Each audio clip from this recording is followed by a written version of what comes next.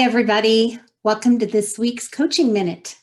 One of the things you may have noticed in the news, on the internet, all the experts are talking about the fact that they predict that the hybrid model of going back to work will not be effective, that people will not be able to have enough visibility to get promoted, the fact that some people will be at work and some of their coworkers will be remote, won't work, and that it will negatively impact the culture.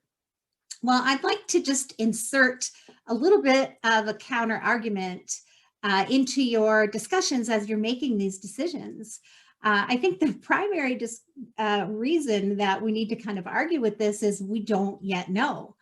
Our brains are programmed to want to go back to how it was, but I think we can all agree that it's never really going to be how it was, and that doesn't have to be a bad thing.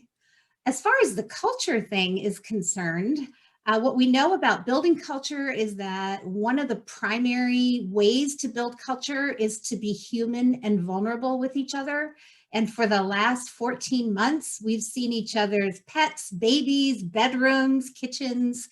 That's a excellent piece of vulnerability there. And so to say that culture has stopped for the last 14 months, I think is incredibly inaccurate.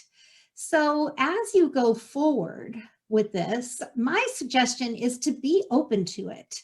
Be open to the hybrid model and especially listen to your people.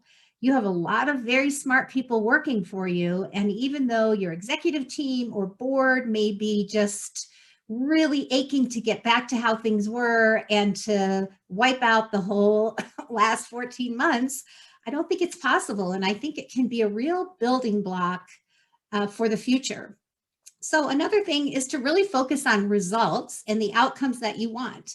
I am the first to defend you in that you should not have to settle for diminished results or outcomes in order to accommodate the need for flexibility. But once you set that standard, maybe don't be so married to how people achieve their results. I mean, after all, practically our entire planet went remote. Court went remote. Medicine went largely remote. And so industries that would have found remote completely impossible were able to do it. It's that same kind of flexibility and ingenuity that we need when we go into this sort of next phase. Another really important thing to keep in mind is that according to the latest studies, 78% of your workforce is wanting some sort of a hybrid model. That's a very big number and something that needs to be attended to.